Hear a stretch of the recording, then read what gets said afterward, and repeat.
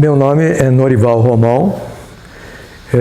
Eu nasci em junho de 1940, em Marília, estado de São Paulo. E lá eu cursei o primeiro e o segundo graus e sempre me interessava pelas matérias de tipo biologia, química e física. E, ao mesmo tempo, eu praticava muito esporte. E geralmente era o futebol que eu praticava.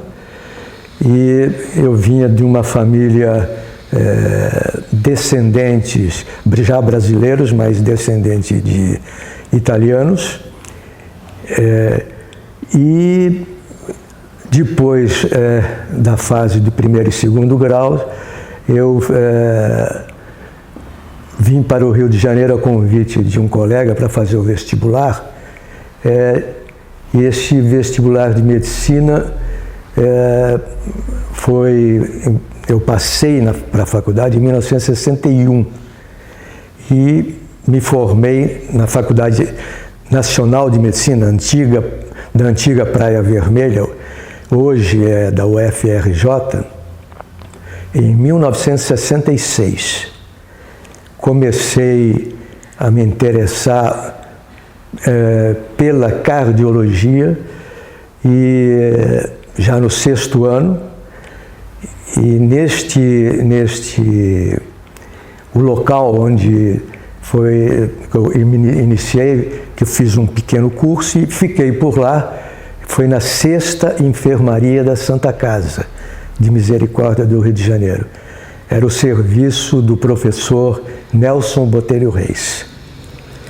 E lá então eu vi uma atitude de conhecimento na cardiologia diferente do que tinha na época, que era muito ligada à hemodinâmica. Então havia uma correlação clínico-hemodinâmica muito grande. E isso fez com que eu me entusiasmasse muito por aquilo. Era algo novo e naquele período, naquele início, tinha somente uns 3 ou 4 serviços que faziam hemodinâmica. Talvez não tivessem 5 hemodinamicistas ainda. Então, ao iniciar isso, eu senti que o entusiasmo do pioneirismo. Então, aquilo era uma coisa que mexia muito com a gente e virou uma verdadeira paixão, porque ninguém quase conhecia direito, a gente praticamente era autodidata, lia uma coisa ou outra, trocavam poucas palavras de conhecimento mesmo, mais profundo, e lendo algumas revistas estrangeiras e tal, a gente começou a fazer hemodinâmica lá também.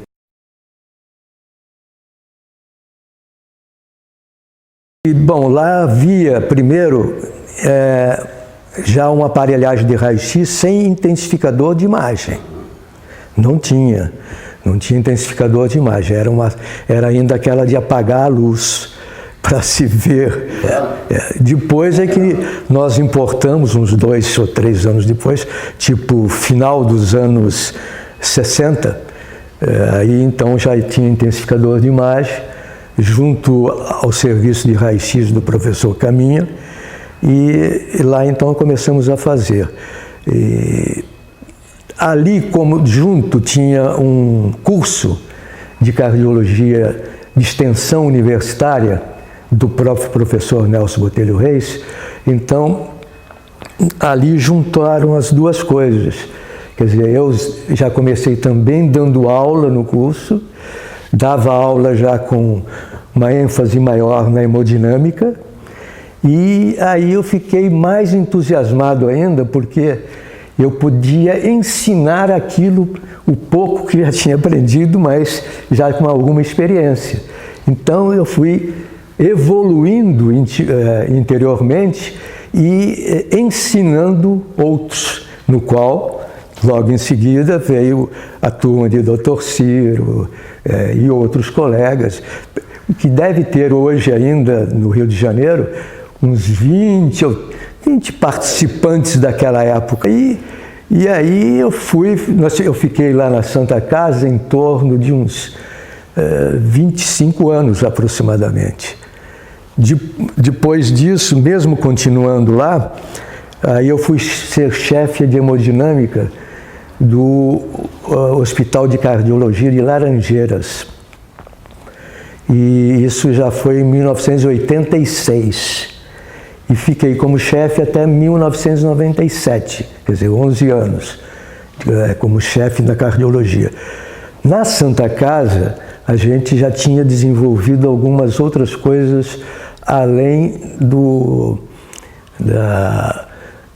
da investigação pura, ou seja, do diagnóstico de hemodinâmica. A gente já tinha começado a fazer alguns procedimentos de terapêutica, no caso eram as válvulas. Valvuloplastia pulmonar, valvuloplastia aórtica, né? Esse período já é um pouco antes entre 1980 a 86. Ah, um período mais recente. Já era, porque antes disso era basicamente diagnóstico. Já era só diagnóstico. Ou seja, a gente fazia fotografia só do procedimento.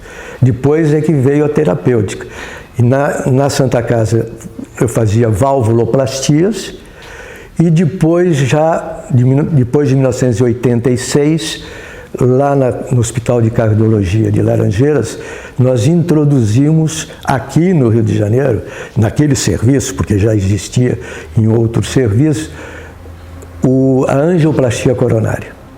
Isso depois de 1986. Continuamos com valvuloplastia e tudo mais, mas já era terapêutica que a gente fazia.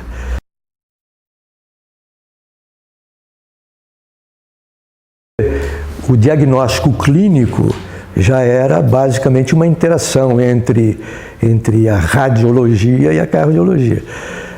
Quando eu comecei, a gente tinha o exame clínico, a anamnese, exame físico, tinha um eletrocardiograma e o raio-x.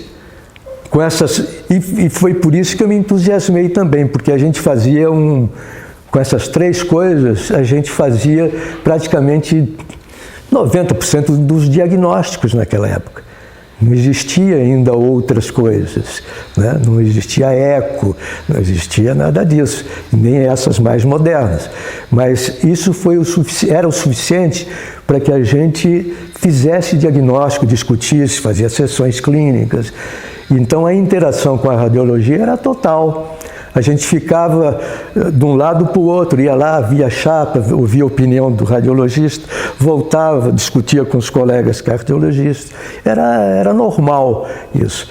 E não havia competição nisso, porque a gente fazia um método que era já intervencionista, né? Quer dizer, ou percutâneo, ou por dissecção e tal, introdução do catéter, e eles não, os radiologistas não se preocupavam, nos davam 2 dias da semana para ocupar essa sala de raio-x.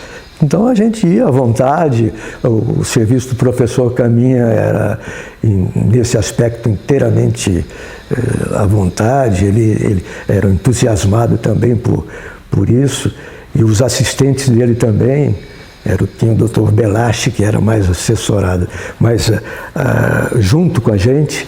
Então a gente discutia muito e 2 dias da semana a gente fazia os exames diagnósticos. Depois é que importamos um aparelho só para a gente, mas inicialmente foi assim.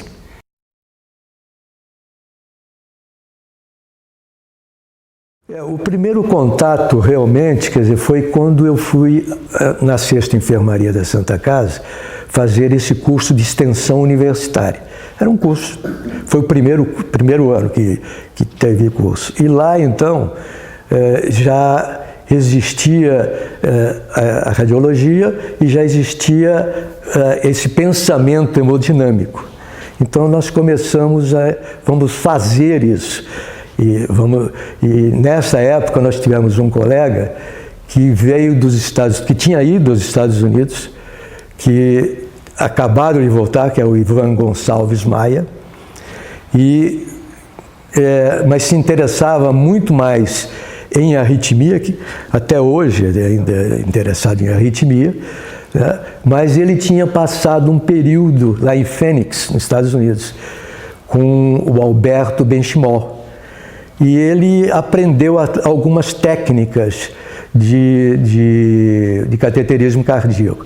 Mas ele, na verdade, ele não queria fazer isso. Então mostrava para a gente como era e eu fui desenvolvendo aquilo.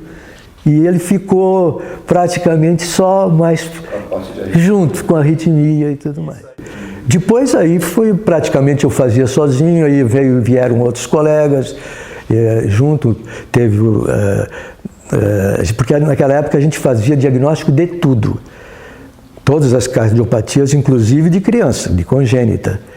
Então, alguns colegas que vieram logo em seguida, teve o doutor Marco Aurélio Santos, que fazia cardiopediatria, começou a fazer cardiopediatria, o doutor Jorge Moll, também, naquela época ele ainda fazia isso, quer dizer, hoje ele está em outros ramos, né, de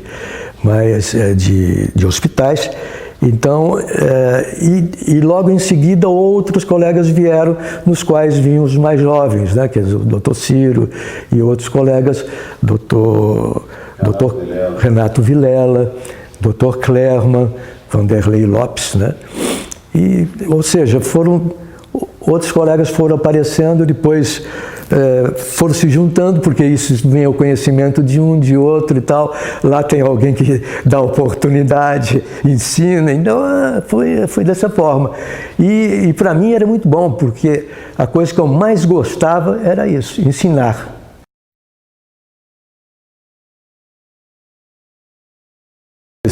Nesse período, eu não sei exatamente em que ano foi, mas deve ter sido entre 67 e 70. 67. 67? Ele veio o professor Sones, ele trouxe. E eu me lembro que eu fui nesse dia e ele veio e fez lá apresentações e tudo mais. Teve 1 ou 2 procedimentos assim, de sala mesmo, né? Também presenciei. Então isso tudo já foi somando, né, uma coisa com a outra, esse aprendizado que veio de fora, mais esse do colega que veio junto. Foi no Hospital Nossa Senhora das Vitórias, que hoje em dia não tem mais. Era ali na rua Voluntários da Pátria, em Botafogo. Foi numa tarde para a noite.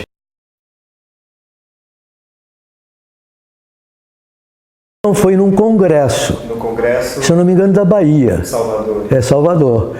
E então, as pessoas que faziam hemodinâmica aqui, inclusive tinha o professor Doman, né? Hans Doman, né? Que era junto ao professor Carvalho de Azevedo, né? Trabalhava no serviço do professor Carvalho de Azevedo.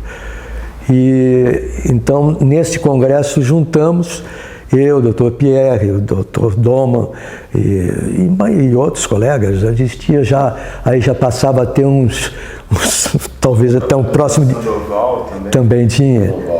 Esse já era também do serviço do professor Carvalho de Azevedo.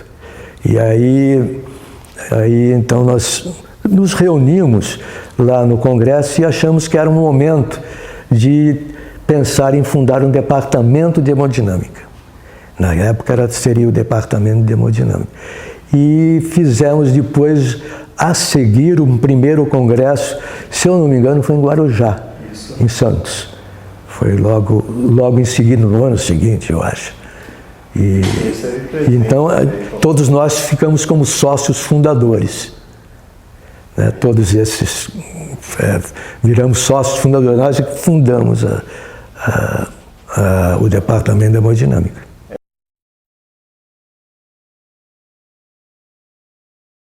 Na época, um pouco antes desse ano, eu pertencia eu tinha um cargo, se eu não me engano, que era diretor científico da Sociedade de Cardiologia do Rio de Janeiro. Então, eu tinha a obrigação de fazer os convites para os diversos colegas daqui do Rio de Janeiro, ou até de outro estado, ou um ou dois convidados estrangeiros. E eu conhecia já os trabalhos do Dr. Paulo Rocha, que ele já tinha começado a fazer valvuloplastia lá na França. E ele tinha, inclusive, ele ia até Lyon, se eu não me engano, e depois até Toulouse, né? E com alguns colegas franceses, e começou a fazer valvuloplastia aórtica. Eu já o conhecia daqui antes dele ir para lá, mas aí eu fiz um convite a ele. Ele ficou muito agradecido da lembrança e tal, e aí ele ficou muito alegre, ficou aqui um período com a gente, e logo em seguida ele veio já para fazer os procedimentos. Fez procedimento com a gente lá no Hospital Adventista Silvestre e fez no Fundão, na UFRJ. Fez uns 2 procedimentos, pelo menos, de valvuloplastia. E naquela época ele nos ensinava os balões que usava.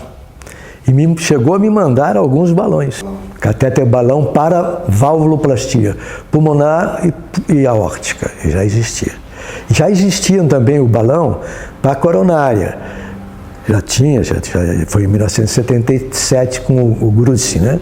Mas a gente ainda não praticava aqui, porque a gente tinha alguma dificuldade em ter assessorado a gente os cirurgiões cardíacos. Você tinha que ter no mesmo hospital, na mesma hora, os cirurgiões para ficarem de stand-by. E aqui nos lugares que a gente trabalhava, nem sempre a gente tinha isso. E depois, por isso que em 1900, quando eu fui para o Hospital de Cardiologia de Laranjeiras, aí sim tinha a equipe toda. Tinha a equipe clínico, cirúrgica e de hemodinamicista. As valvuloplastias que a gente mais fazia. Não fazia, porque as coronárias o índice de complicações era maior.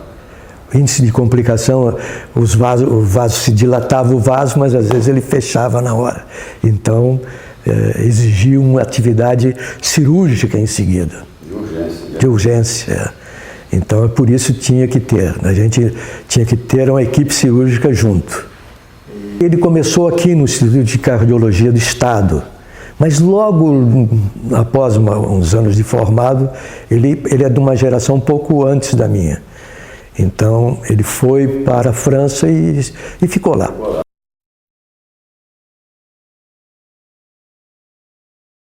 Porque também, através de Paulo Rocha, veio também um outro colega junto francês que fazia esta parte de valvuloplastia, de mitral. Então a gente também foi por esse caminho, e também porque já é uma técnica bastante diferente, né?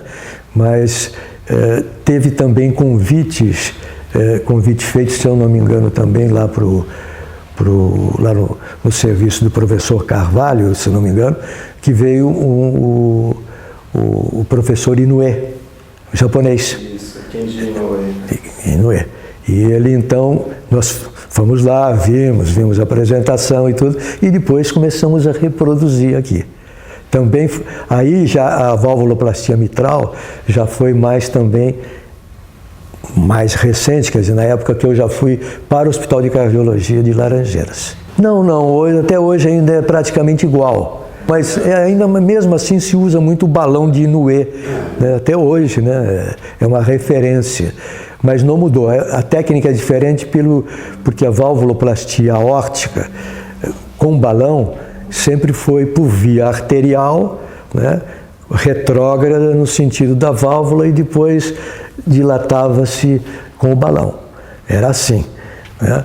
E o da mitral não, o da mitral já era técnica transeptal basicamente, ou seja, vinha por uma veia, em geral da femoral, né? E atravessava-se o septo atrial, átrio direito para o átrio esquerdo, e aí ia-se na válvula mitral, onde o balão de Nouet ou outros balões faziam a valvuloplastia.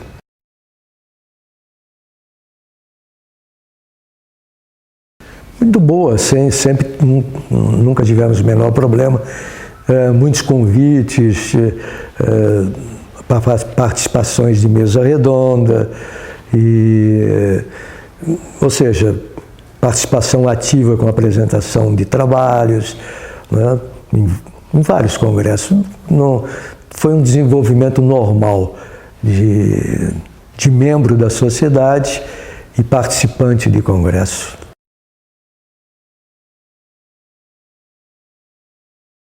Já era, lógico, materiais diferentes e tudo mais, mas já havia segurança.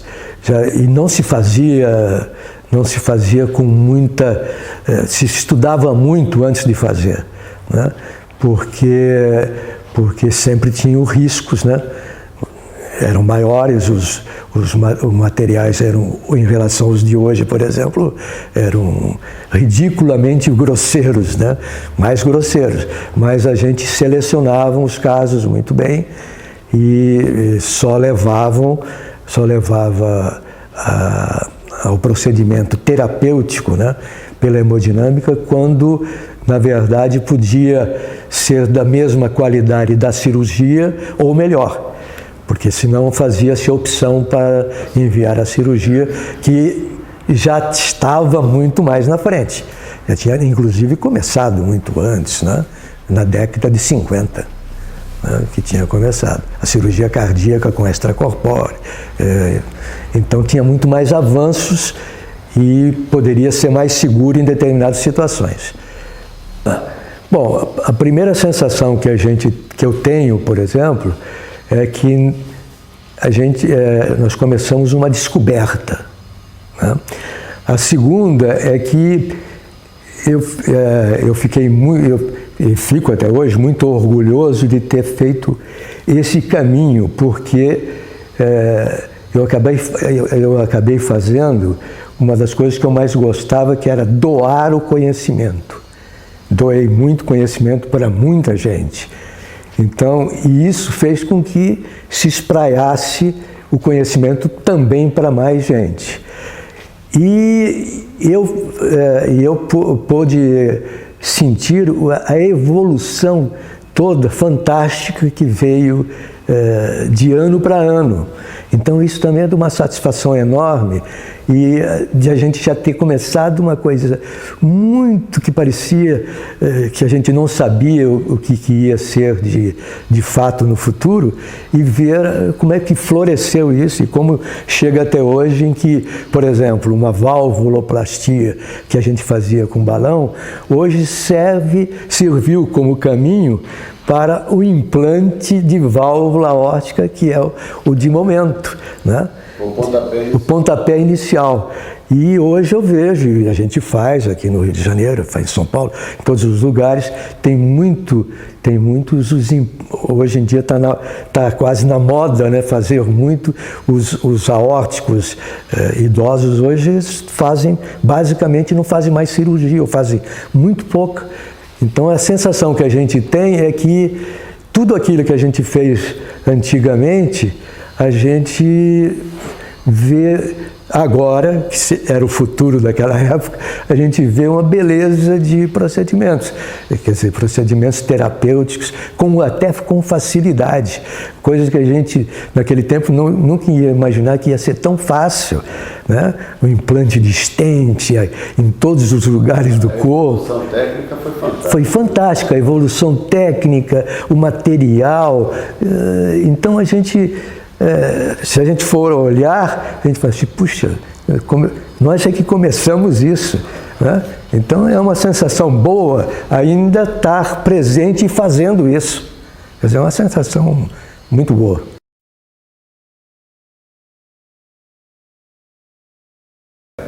Não, era muito grande, não só através dos congressos, né, dos contatos pessoais, como também se ia muito para São Paulo, né? Por Incó. A gente ia, né, quase todos os colegas daqui, a gente ia, até porque também o grupo de São Paulo, os vários grupos, tinham começado um pouco antes, né, da gente, já tinham mais treino, né, tinham mais experiência, e a gente ia lá saber o que eles sabiam, né? E muitos dos nossos aqui, alunos e tudo mais, iam também para lá. Iam para lá e depois voltavam, ou iam para outros estados, né? Havia uma difusão de conhecimento muito grande.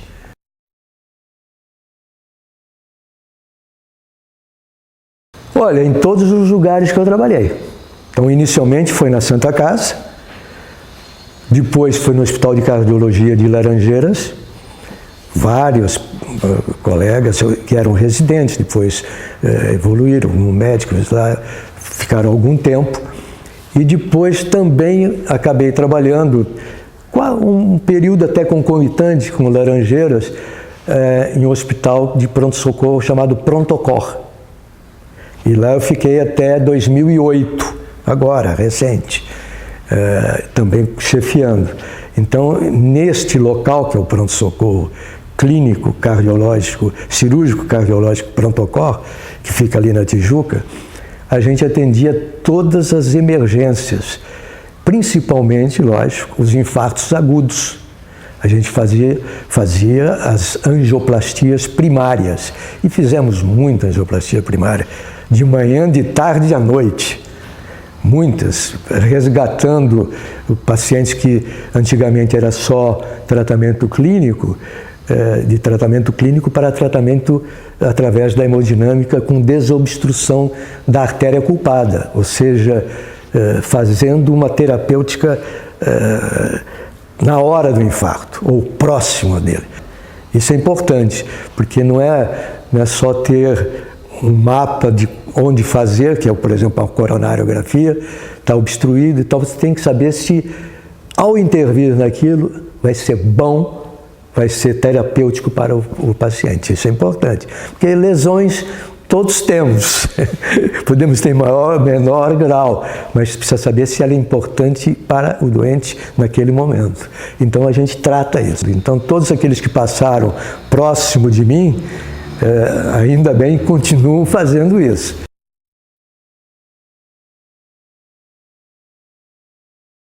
Durava muito tempo. A gente fazia procedimento logo no começo, talvez durasse em torno de 1h30, 2 horas, né? Em torno disso. Porque dependia de muitas coisas, desde o material, como se fazia a esterilização do material, que não era de um outro tipo, era usando formalina, né? Naquele tempo muito mais antigo. Depois é que veio a coisa de esterilização diferente, com substância. Então, naquele tempo a gente preparava tudo, depois escolhia o material, tinha muito cuidado, ou seja, a gente sabia que tinha que ter muito cuidado, porque era muita coisa inicial, né? Então durava mais o tempo. Depois a coisa a gente vai, é igual qualquer outro procedimento, né? Igual andar de bicicleta, como se diz, aí você vai fácil, você levanta as mãos, faz fácil, começa a fazer em meia hora, depois em 20 minutos e cada vez menos, né? Então a prática daquilo. Era uma sala de raio-x, que só se utilizava a radioscopia, não se fazia a chapa, né? Radioscopia. Então se tinha que olhar o paciente, e olhar o coração, olhar o tórax, né? E depois introduzir o catéter e ficar olhando praticamente em cima do doente. E era um pouco mais arriscado no sentido de levar raio-x, né? Porque não era a exposição à radiação. Então a gente também não fazia muito por isso.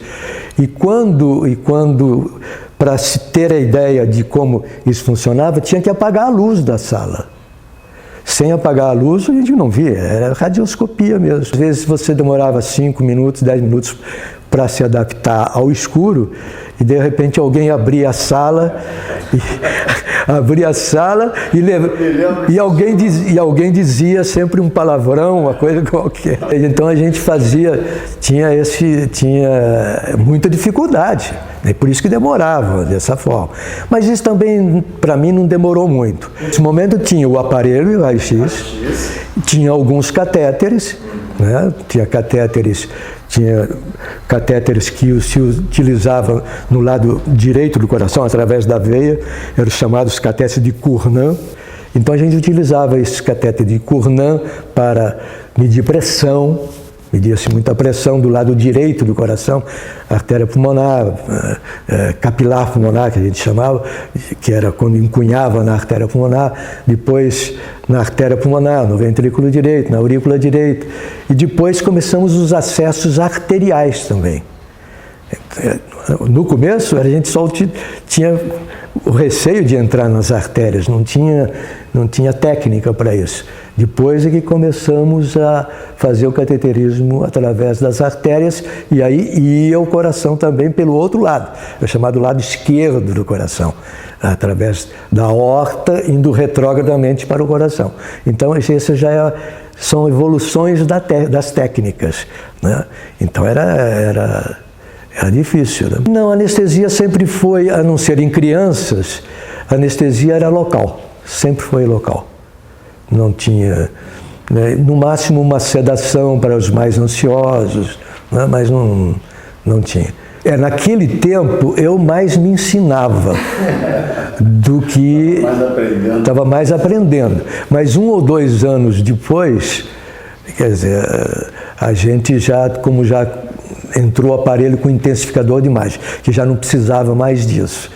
Então aí ficava fácil, porque aí projetava-se na televisão, né, e todos podiam ver.